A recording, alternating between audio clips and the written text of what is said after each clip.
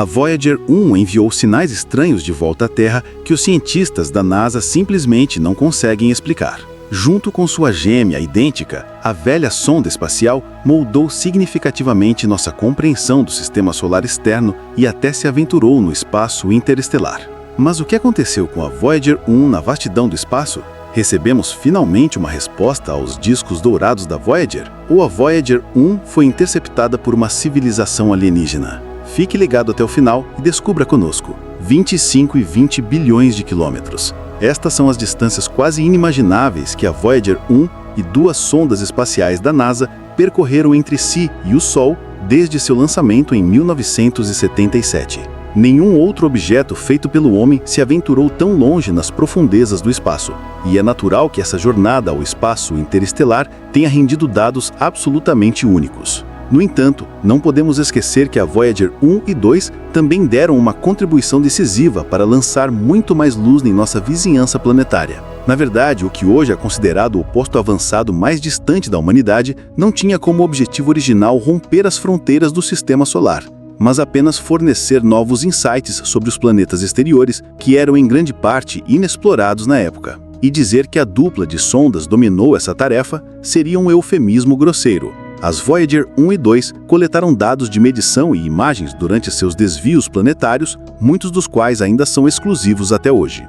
Isso significa que a Voyager 2 continua sendo a única sonda espacial a ter visitado todos os 4 membros externos do nosso sistema planetário. Ao mesmo tempo, a Flying Old-Timer também se tornou a primeira e única sonda a visitar 4 planetas. A Voyager 2 ainda tem direitos exclusivos sobre a viagem a Urano e Netuno. E é por isso que ainda devemos a ela praticamente tudo o que sabemos sobre esses gigantes de gelo remotos. Isso inclui conhecimento sobre o extraordinário campo magnético quadripolar dos 2 corpos celestes, bem como o fato de que os núcleos planetários comparativamente pequenos são cercados por uma enorme camada de gelo. Mas quando se trata de luas, nenhuma outra sonda espacial se compara aos veteranos da NASA. Nenhuma outra missão descobriu tantos novos satélites quanto as sondas Voyager. No total, a dupla descobriu 3 luas de Júpiter, 4 luas de Saturno, 11 satélites de Urano e 6 companheiros de Netuno. Uma delas, a lua de Júpiter, Io, se tornou o primeiro corpo celeste além da Terra em que vulcões ativos foram detectados. E como se essa descoberta não fosse emocionante o suficiente, a Voyager 1 também se tornou a primeira sonda espacial a observar raios em outro planeta, mais precisamente na gigantesca atmosfera de Júpiter. A Voyager 2, por sua vez, nos forneceu informações espetaculares sobre os sistemas de anéis de Júpiter, Urano e Netuno. E por último, mas não menos importante, também devemos a ela as primeiras indicações de que um vasto oceano está adormecido sobre a superfície gelada da lua Europa de Júpiter. E, portanto, um potencial mundo subaquático no qual a vida extraterrestre já pode ter se desenvolvido. Como o espaço interestelar surpreende os pesquisadores? Não há dúvida de que todos os registros e descobertas feitos pelas sondas Voyager em nossa vizinhança planetária foram revolucionários. No entanto, também não há dúvida de que todos esses marcos já passaram alguns dias e que as espaçonaves agora estão nas manchetes por razões totalmente diferentes. Como mencionado acima, esses pioneiros espaciais envelhecidos viajam pelo espaço interestelar há vários anos e fizeram algumas descobertas igualmente surpreendentes. Para colocar isso em perspectiva, no entanto, precisamos revisar brevemente alguns fatos básicos. De acordo com eles, o Sol não é uma estrela rígida e imóvel que simplesmente brilha, mas sim uma fornalha rápida que corre pelo espaço a uma velocidade de 725 mil km por hora. Linhas dinâmicas de campo magnético se estendem ao redor de nossa estrela central, ao longo das quais fluxos de plasma conhecidos como ventos solares escapam continuamente. Esses ventos solares penetram todo o nosso sistema doméstico e, eventualmente, alcançam o meio interestelar. A mistura de partículas, campos magnéticos e radiação que foi ejetada no espaço durante e após o Big Bang ainda preenche o espaço entre as estrelas hoje. No entanto, os ventos solares e o meio interestelar não se misturam uniformemente. Eles se comportam mais como óleo e água. Como resultado, os ventos solares formam uma bolha dentro do meio chamada heliosfera. Em termos simples, este é um escudo solar que protege tudo dentro dele da maior parte da radiação cósmica perigosa. Os dados da Voyager mostram que a heliosfera se estende por cerca de 18 bilhões de quilômetros ao redor do Sol, e sua região mais externa, a heliopausa, marca a fronteira com o espaço interestelar. Quando a Voyager 1 entrou nessa maravilhosa região de fronteira em 2012, causou espanto imediato entre os especialistas.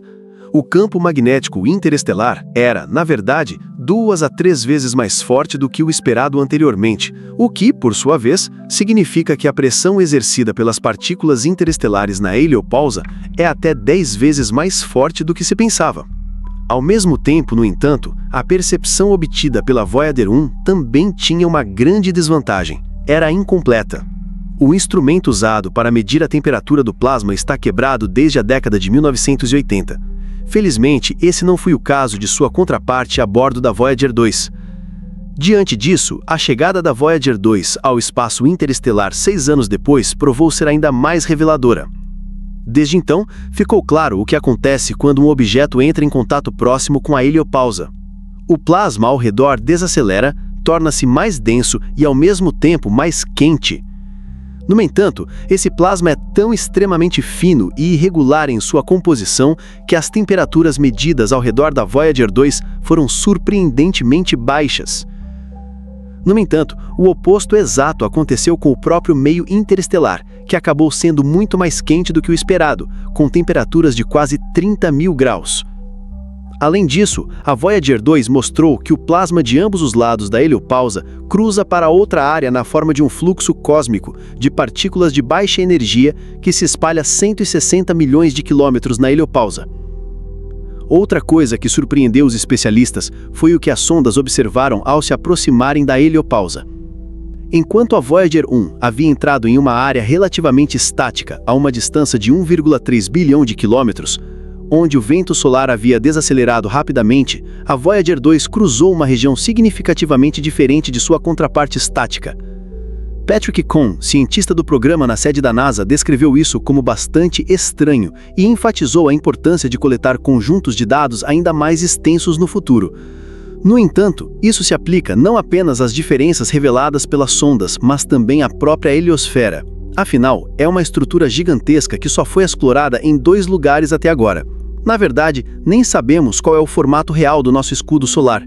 Ele pode ser esférico, lembrar um croissant, ou ser adornado com uma espécie de cauda de cometa. A misteriosa mensagem da Voyager 1. A última coisa que você quer nas profundezas do espaço interestelar é uma sonda que de repente enlouquece. Mas, infelizmente, a realidade astronômica não é uma lista de desejos. Hoje em dia, você quase pode acertar seu relógio pelas complicações técnicas que as Voyager 1 e 2 vivenciam. E foi exatamente isso que aconteceu alguns anos atrás. Mais especificamente, a Voyager 1 começou a enviar uma confusão caótica de dados de volta à Terra, fornecendo aos pesquisadores sinais que simplesmente não faziam sentido algum. Depois que esse incidente se espalhou, não demorou muito para que a comunidade online apresentasse explicações, e como de costume, eles não se esquivaram de teorias surpreendentes, de uma civilização extraterrestre que pode ter interceptado a sonda, a alienígenas que reprogramaram a Voyager 1 e enviaram-a de volta para nós com uma declaração de guerra.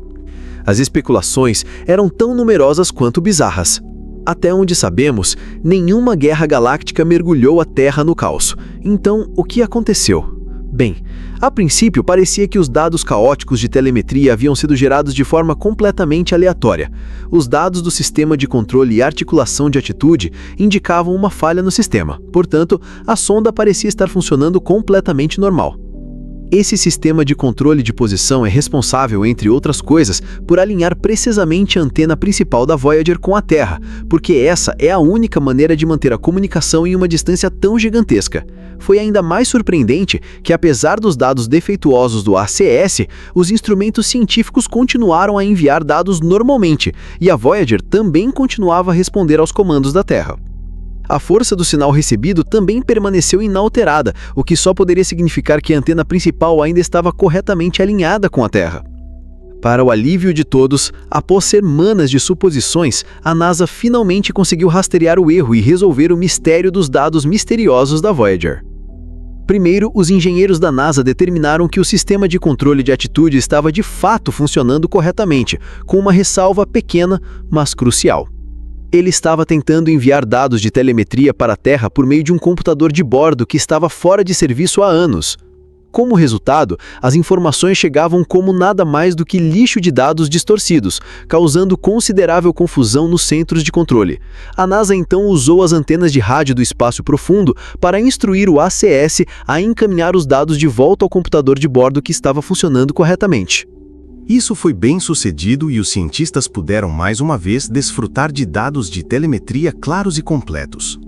Por fim, porém, restava esclarecer por que o sistema de controle de atitude recorreu ao computador há muito tempo fora de uso. Por fim, descobriu-se que o erro provavelmente estava à espreita no subsistema de dados de voo, um computador que compacta os dados em pacotes para transmissão à Terra.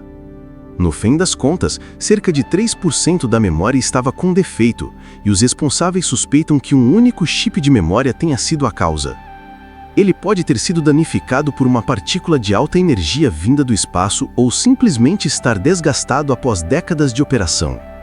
E agora você está convidado a desgastar o botão de inscrição com seus cliques. Basta clicar no botão gostei e se inscrever para não perder nenhum vídeo nosso.